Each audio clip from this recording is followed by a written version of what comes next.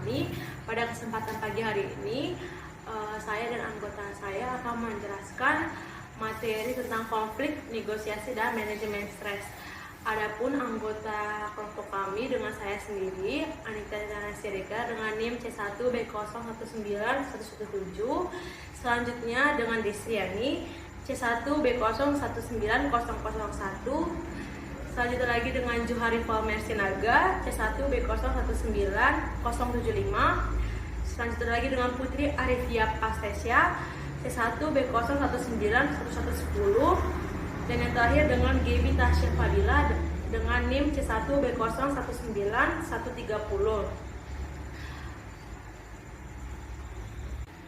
Selanjutnya saya akan menjelaskan definisi dari konflik. Konflik sendiri yaitu proses sosial antara dua orang atau lebih, bisa juga berkelompok, di mana satu di antara pihak berusaha menunaikan pihak lain.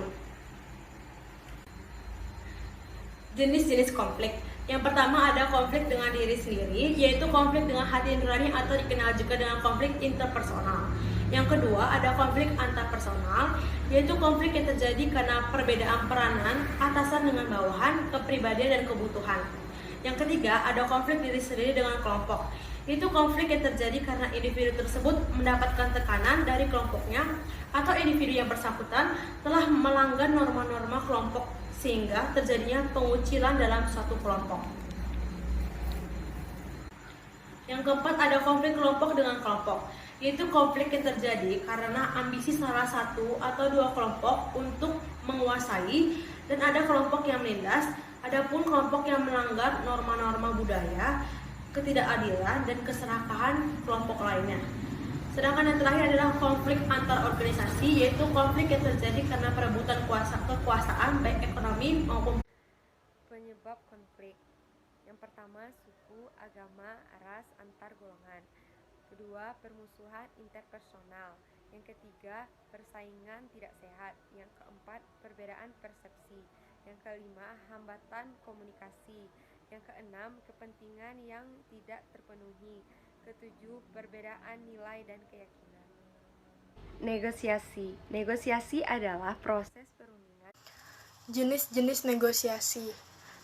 Yang pertama, kompetitif atau distributif, yaitu suatu negosiasi yang menghasilkan ada pihak yang kalah dan ada pihak yang menang.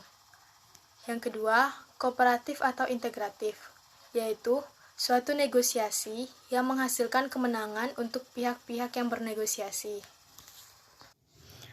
Proses negosiasi adalah suatu hal yang penting agar negosiasi mencapai tujuan dan memenuhi kepentingan kedua belah pihak atau lebih. Adapun proses negosiasi meliputi yang pertama, persiapan dan perencanaan.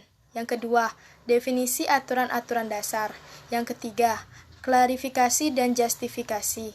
Yang keempat, tawar-menawar dan pemecahan masalah. Dan yang kelima, penutupan dan implementasi. Stres. Stres merupakan kondisi dinamis di mana seorang individu dihadapkan pada peluang, permintaan, atau sumber daya yang terkait dengan apa yang diinginkan oleh individu. Stres juga dapat didefinisikan sebagai keadaan psikologi yang tidak menyenangkan yang terjadi dalam menanggapi tekanan lingkungan. Stres sebagai keseluruhan proses yang meliputi stimulasi, kejadian, peristiwa, dan respon interpretasi individu yang menyebabkan timbulnya ketegangan yang di luar kemampuan individu untuk mengatasinya. Manajemen stres. Manajemen stres yaitu kemampuan seseorang untuk mengelola stres yang dialaminya sehingga dapat mencapai titik kinerja yang lebih optimal.